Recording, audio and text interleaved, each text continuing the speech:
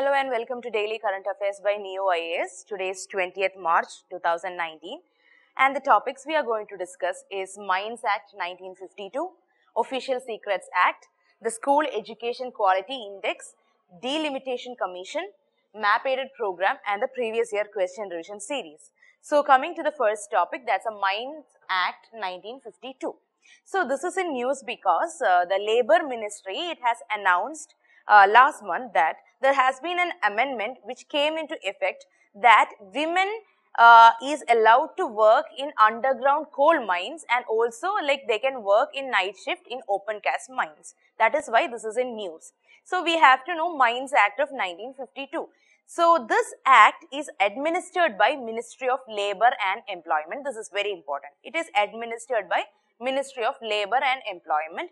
So it has the provisions for measuring things related to health, safety, welfare, their legislations, everything related to the workers who works in the coal mines, the oil mines, metalliferous mines. So everything related to mining, the workers, the complete package of the workers are being covered under this act. Okay, and it is administered by Ministry of Labour and Employment. Okay, and the implementing, the regulatory agency is Directorate General of Mine Safety, that is a DGMS. So DGMS is basically regulating whatever is happening in the mines under this particular act. Okay, and this act, they restrict the employment of women in underground mines because of the safety issues, and also in the underground ground mine and also in the open cast and also in the above ground working also,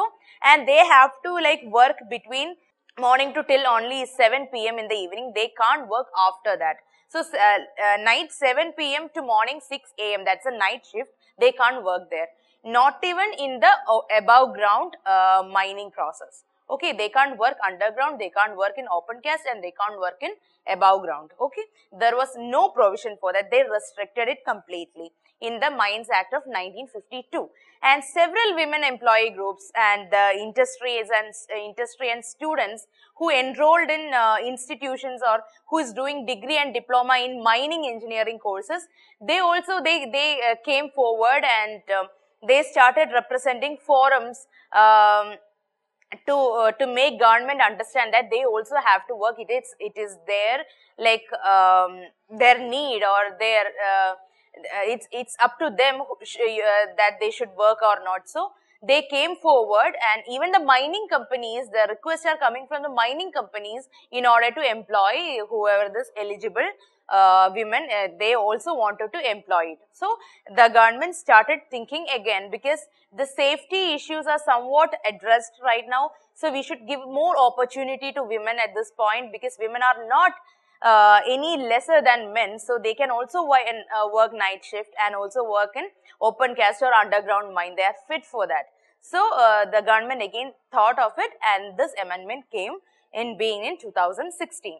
Okay, so I'll tell you about Mines and Minerals Amendment Act Bill of 2016. So it has main 2 points. Okay, so this is related, actually this is related to the permission of women to work in the mines. But if you say about the Mines Act of 1952, you also have to know about the Mines and Minerals Amendment Bill of 2016. So basically there are only 2 points to be mentioned here. One is that the provisions, the amendments came into being. One is the transfer of mining leases and one is the leased area. So the bill, it provides for the transfer of mining leases.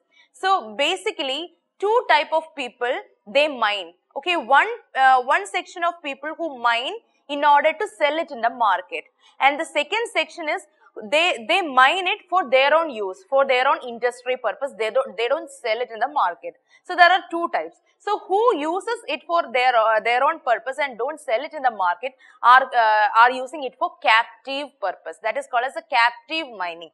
Okay, so the bill provides for transfer of mining leases which have been granted through, so many procedures will be there. So they granted through these procedures other than auction will be used for captive purpose as well. Okay, And it will also allow for merger or acquisition of the companies with the captive mining leases. So whoever is captive mining in that area, they can merge with other companies as well.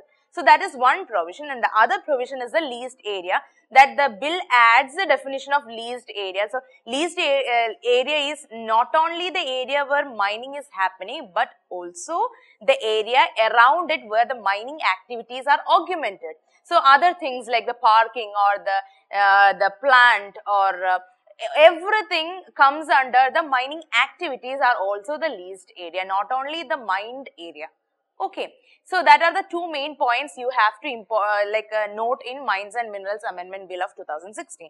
And one more act I have to mention here is Mines and Minerals Act 1957, which talks about development and regulation.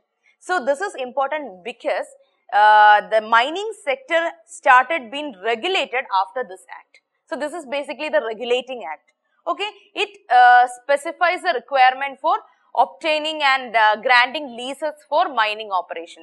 Like somebody comes and mine it is not happening. So there have to be like a procedure for everything.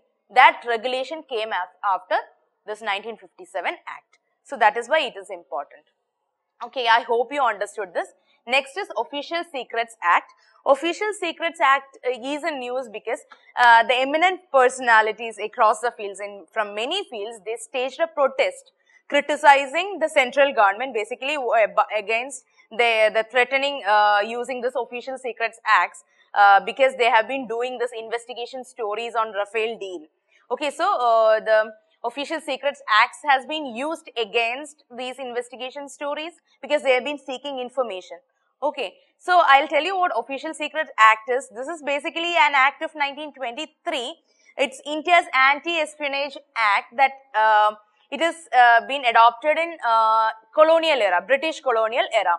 So this clearly states that any action that has been involving helping an enemy, okay, enemy of the state, that is against India is strongly condemned.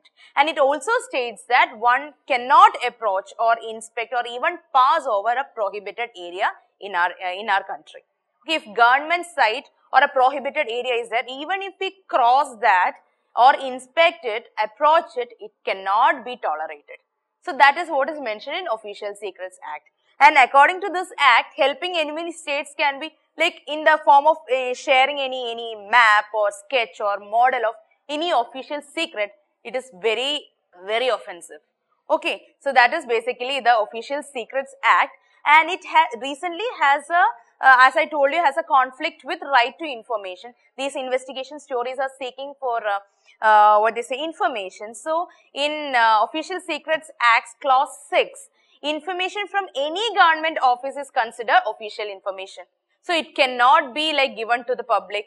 So what happened? This override the Right to Information Act of 2005. So because any information from the government office, if it is a secret, then we cannot access any of the information. So this has drawn very harsh criticism. So we have to study Official Secret Act versus RTI. It is very important actually in mains perspective. I don't know how far it is important for prelims, but still you have to know all this. Okay, so section 2 of Official Secrets Act, it defines as a document includes in the part of a document. So that means that if any part of the document is a secret, then the whole document becomes a secret document. So you can't access any information other than the secret part also. So that is very offensive. That is against RTA. And section 10 of RTA Act, it provides for separation of the term secret part from the rest of the document. So there is a conflict. The Official Secret Act says that any document which has a part of a secret in it, the whole document becomes secret. And the RTI Act say that if a document has a secret, that part remains and the rest of can be accessed. So there is a conflict.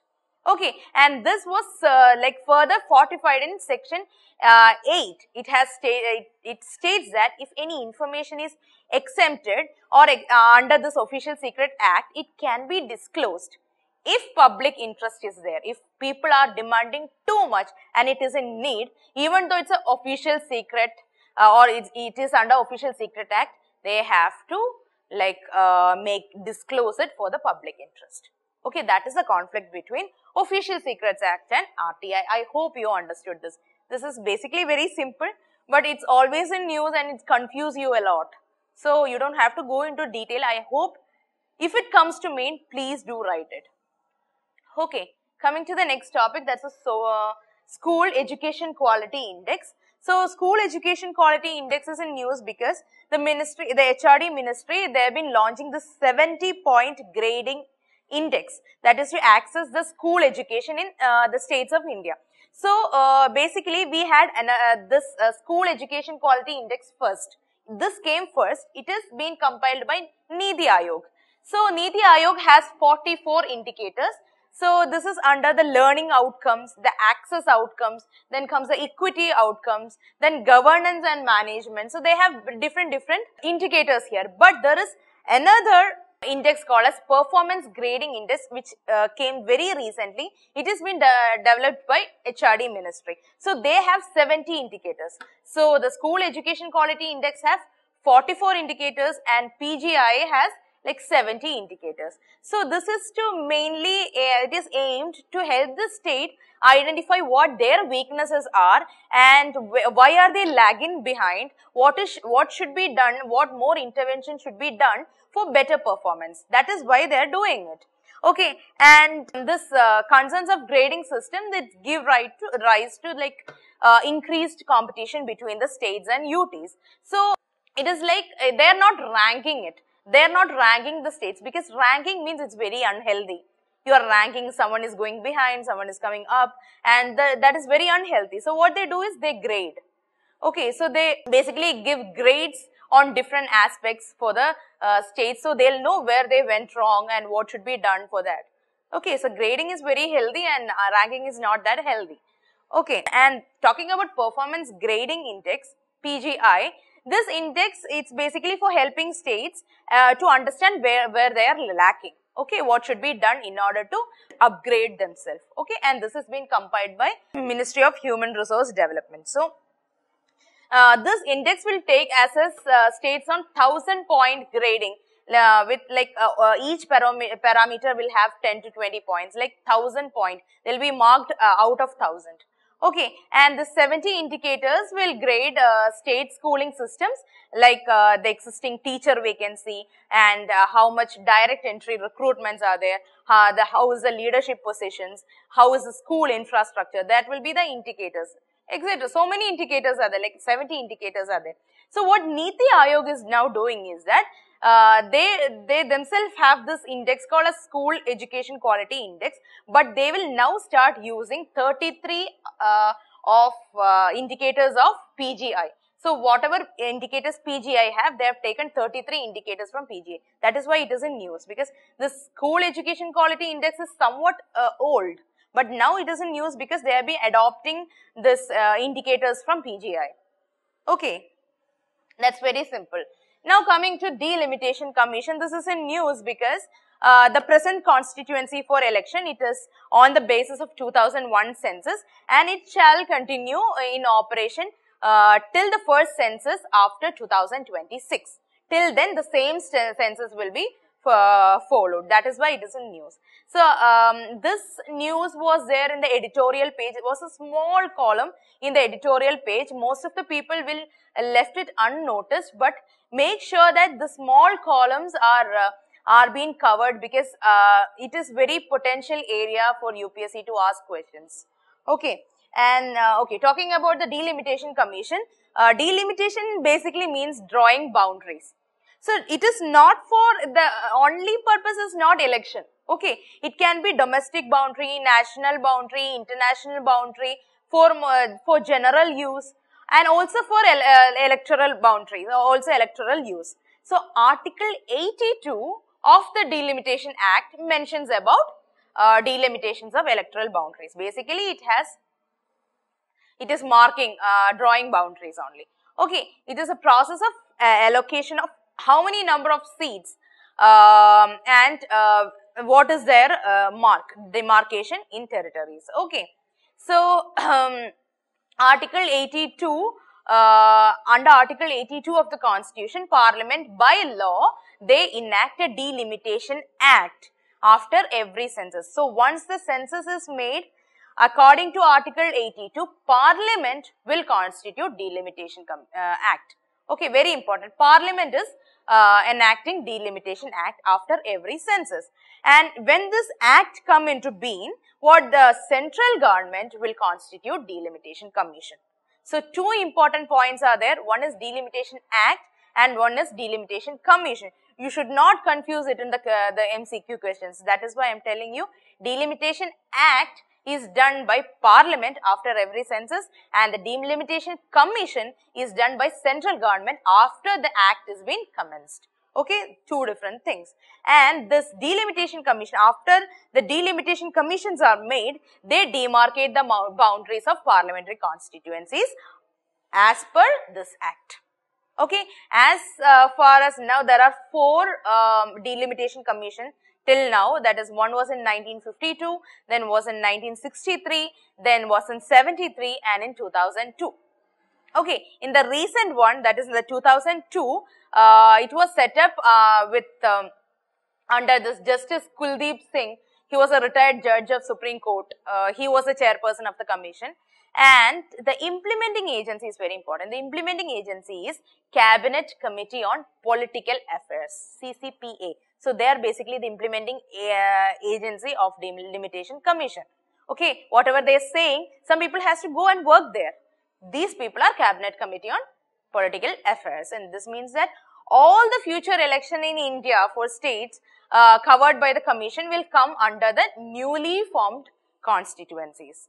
Okay, and the present delimitation of parliamentary constituencies are based on the 2001 census, I have already told you, and you may remember the assembly elections of Karnataka back in 2008.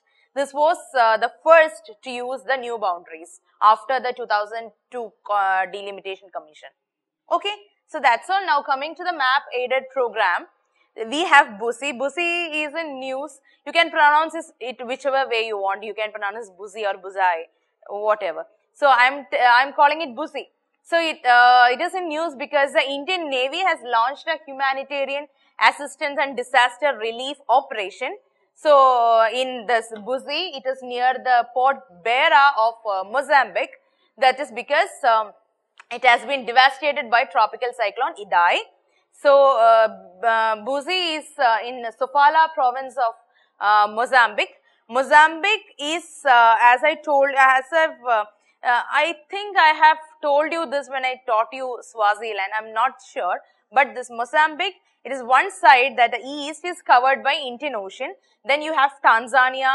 I'll show you the pic. See, the east side is Indian Ocean, and okay, you have Mozambique, you have Tanzania in the north, then you have Malawi, then Zambia, Zimbabwe, and South Africa. Also Swaziland is there. These are the borders, and you can see Beira, Port Beira. The BUSI is near to Port Beira. I didn't mark it because it's such a small area, so I didn't mark it. It's nearer to Port Beira. Okay, basically you have to know where BUSI is, where Port Beira is. They may give like 4 ports, and they'll give you the match the following question. So you should know Port Beira is in Mozambique, and Mozambique is bordered by Swaziland as well. Okay, because Swaziland is inside South Africa. You have 2 countries like that. One is Lesotho and the other one is Swaziland. Lesotho is completely South Africa locked. Swaziland has one portion bordering Mozambique. Okay. Next is previous year question revision series. Consider the following crops of India: cowpea, green gram, pigeon pea. So which of the above is used as pulse, fodder and green manure? So pulse for sure, fodder yes, but green manure, that is the confusing part. But this question is very factual. So you have to know, I don't know how far elimination technique will work. So the only thing you can do here is, you can guess it as pulse and fodder for sure, then you can go for D option.